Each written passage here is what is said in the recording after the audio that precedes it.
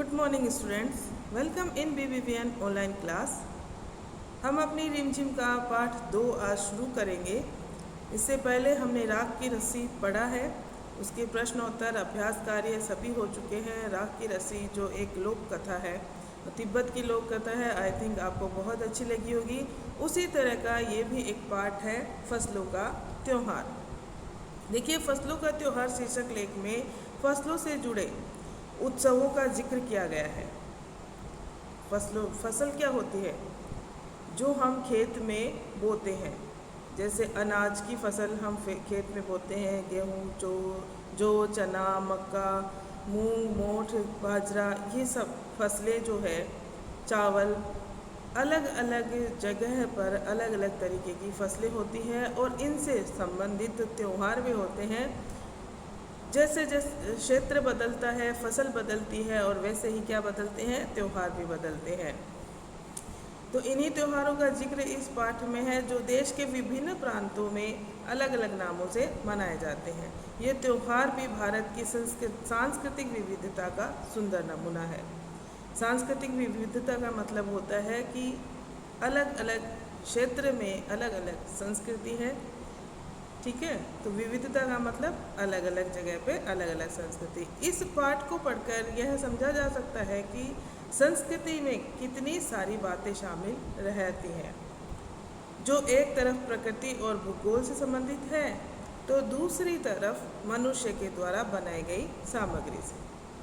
Okay, तो हम चलिए अपना चैप्टर शुरू करते हैं। पाठ आप अपना पाठ निकालिए अपनी पुस्तक में से।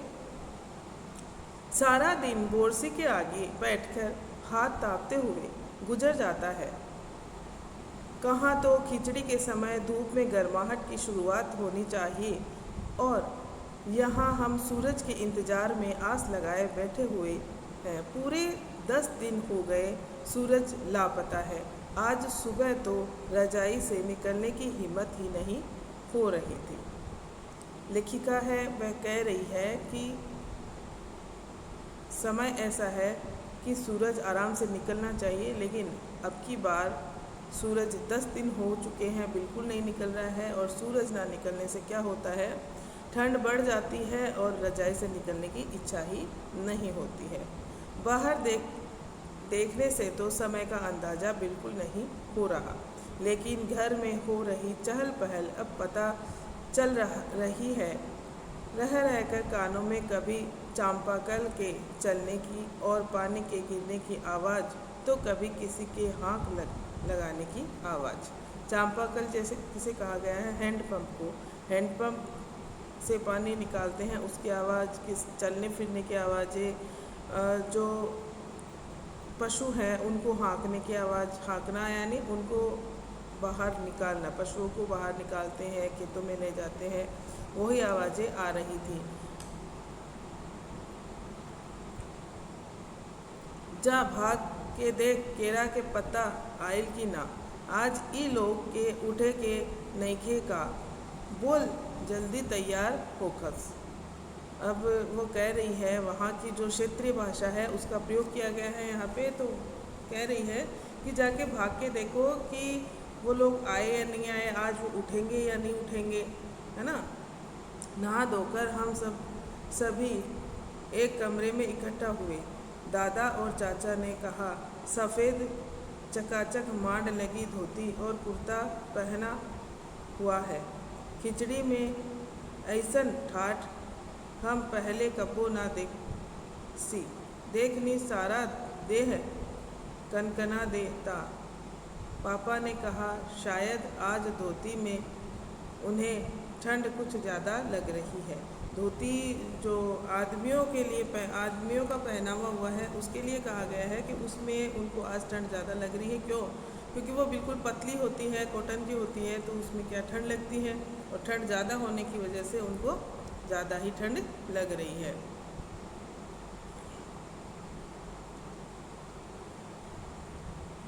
सामने मचिया पर दादी की सफ़ेद साड़ी पहने हुए दादी बैठी थी। खादी की सफ़ेद साड़ी पहने हुए दादी बैठी थी। आज दादी ने अपने बाल धोए हैं, जक सफ़ेद सेलम की रुई जैसे हल्के फुल्के बाल गौर से देखने पर भी एक काला बाल नज़र नहीं आता। बिल्कुल धुली धुली सी लग रही है दादी। उनके सामने केले के कुछ पत्ते कतार में रखे हैं, जिन पर तिल, मिठा गुड़, चावल आदि के छोटे छोटे ढेर पड़े हुए हैं। हमें बारी बारी से उन सभी चीज़ों को छूने और प्रणाम करने के लिए कहा गया। जब सबने ऐसा कर लिया तो उन सभी चीज़ों को एक जगह इकट्ठा करके दान दे दिया गया। आज तो अपी दीदिया बुरी फंसी। उन्हें न तो चूड़ा दही ही पसंद है और न ही खिचड़ी, पर आज तो फरमाइशी नाश्ता नहीं चलेगा। उन्हें दोनों ही चीज़ें खानी पड़ेगी। आज खिचड़ी जो है, खिचड़ी खाने के बाद सभी ने गया में से आए तिल, गुड़ और चीनी के तिलकुट को बड़े चाव से खाया। खिचड़ी क्या है? खिचड़ी खाने का व्यंजन तो है ही, लेकिन खिचड़ी त्यौहार के नाम से भी जाना गया है। तो आज खिचड़ी का दिन है। कहने का तात्पर्य खिचड़ी का दिन है। आज ऐसा त्यौहार है जिस दिन यही बनेगा और किसी के मनपसंद का नाश्ता नहीं बनेगा। और उसके बाद में उन्होंने जो तिलकुट्टा है वो बड़े चाव से खाया। खाते खाते मैं सोच रही थी कि कितनी अलग है न यह खिचड़ी जो अभी हम मना रहे हैं। स्कूल में हम जो खिचड़ी मनाते थे उसकी अलग ही मस्ती हुआ करती थी। अब देखते हैं स्कूल में लेखिका कैसी खिचड़ी मनाती थी। देखिए, खिचड़ी एक त्यौहार है, ये फसलों से संबंधित त्यौहार है।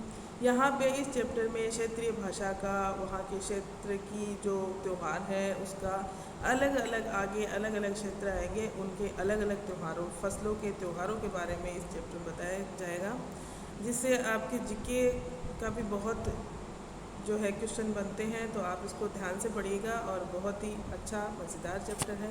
ओके स्टूडेंट्स, आगे हम नेक्स्ट वीडियो में पढ़ेंगे कि आगे लेखिका की जो बचपन की खिचड़ी है वो कैसी थी और आज वाली खिचड़ी कैसी है। Thank you.